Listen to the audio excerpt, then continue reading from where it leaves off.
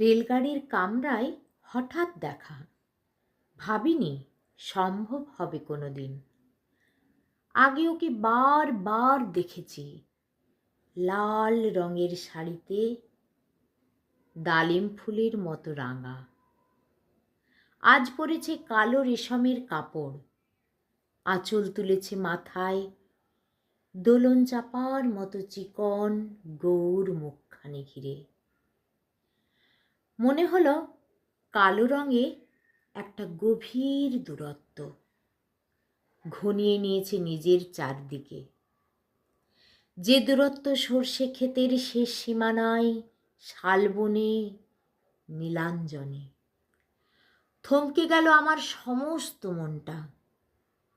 চেনা লোককে দেখলাম অচেনার গাম্ভীর্যে।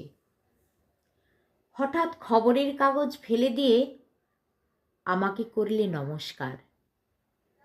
সমাজবিধির পথ গেল খুলে, আলাপ করলেম শুরু। কেমন আছো, কেমন চলছে সংসার, ইত্যাদি।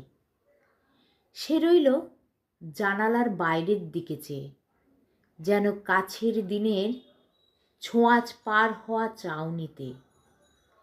দিলে অত্যন্ত ছোট দুটো একটা জবাব, কোনোটা বা দিলেই না। বুঝিয়ে দিলে হাতের অস্থিরতায়। কেন এসব কথা? এর চেয়ে অনেক ভালো চুপ করে থাকা। আমি ছিলাম অন্য বেঞ্চিতে, ওর সাথীদের সাথে।